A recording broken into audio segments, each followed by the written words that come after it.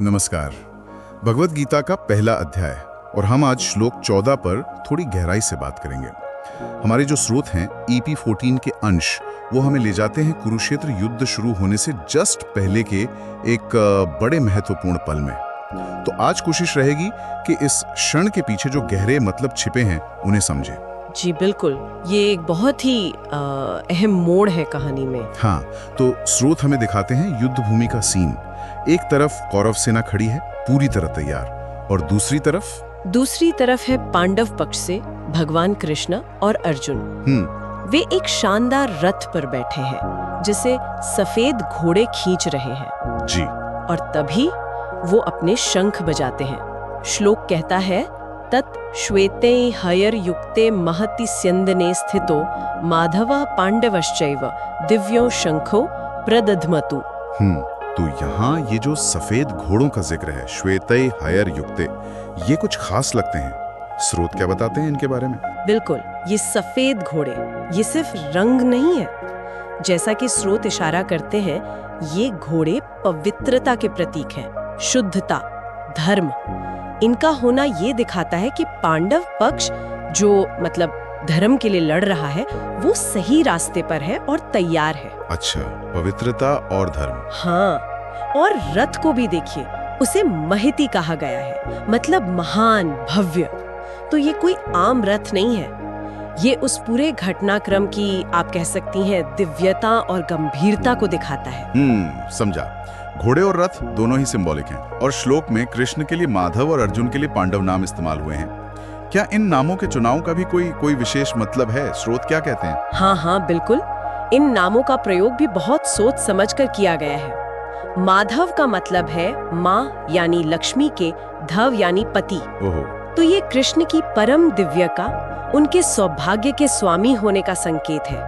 और उनकी मौजूदगी पांडवों के साथ, जैसा स्रोत हमें बताते हैं, वो अपने आप में उनकी जीत की गारंटी है। अच्छा, तो कृष्ण का होना ही काफी है एक तरह से। हाँ, और पांडव नाम अर्जुन को उनके कुल, उनकी धर्मपरायणता से जोड़ता है और ये भी याद दिलाता है कि कृष्ण के साथ जो उनका रिश्ता है वही उनकी असली शक्ति है।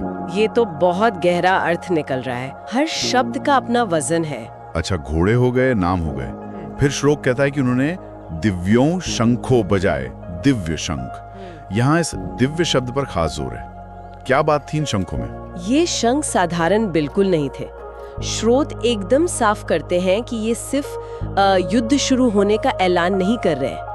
दिव्यो शब्द का मतलब ही है कि ये अलौकिक शक्ति से भरे हुए थे। अलौकिक शक्ति? हाँ, इनकी आवाज पांडवों की पक्की जीत और उन पर जो दैवीय कृपा बरस रही थी उसका ऐलान थी। ये आवाज ऐसी थी जो कौरवों के दिल में डर पैदा कर दे और पांडवों में जोश भर दे। ये एक संकेत था कि पांडवों का ये जो प्रयास है, ये युद्ध, ये ईश्वर के समर्थन से हो रहा है। ये धर्म की जीत की ध्वनि थी। तो मतलब ये दिव्य मदद सिर्फ शंखों तक ही नहीं थी। मैंने सुना है कि जिस रथ पर वो बैठे थे उसका भी कुछ खास महत्व है। स्रोत बताते हैं ऐसा। आपने बिल्कुल सही पकड़ा, वो रथ भी दिव्य था।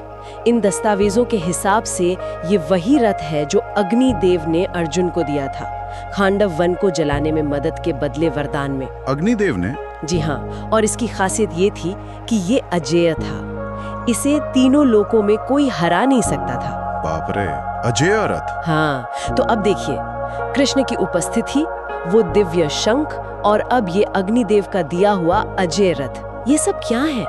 ये सब पांडवों के पक्ष में दैवीय समर्थन के एकदम साफ सबूत हैं। वाह!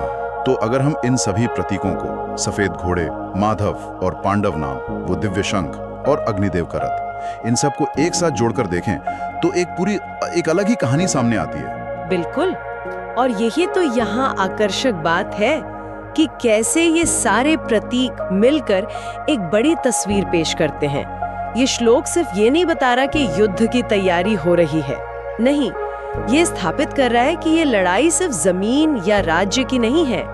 ये धर्म और अधर्म के बीच का एक कॉस्मिक युद्ध है, ब्रह्मांडीय संघर्ष। हाँ, हर चीज, घोड़े, नाम, शंख, रथ, सब एक ही तरफ इशारा कर रहे हैं कि ये सिर्फ इंसानों की लड़ाई नहीं है, ये एक ऐसा दिव्य नाटक है जिसमें पांडवों की जीत तय है। क्यों?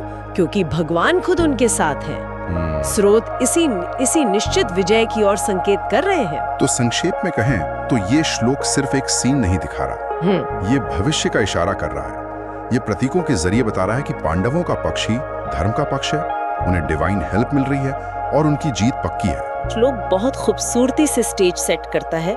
ये दिखाता है कि युद्ध का नतीजा सिर्फ योद्धाओं की हिम्मत या हथियारों पर निर्भर नहीं करता, बल्कि दैवीय इच्छा और धर्म की अपनी शक्ति भी बहुत मायने रखती है।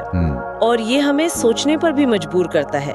क्या हमारे अपने जीवन के जो संघर्ष होते हैं, जिन्हें हम कई बार सिर्फ दुनियावी या पर्सनल समझ लेते हैं, क्या उनमें भी कोई बड़ी नैतिक या शायद दैवीय शक्ति बैकग्राउंड में काम कर रही होती है? ये सोचने वाली बात है। बिल्कुल, इस पर विचार किया जा सकता है।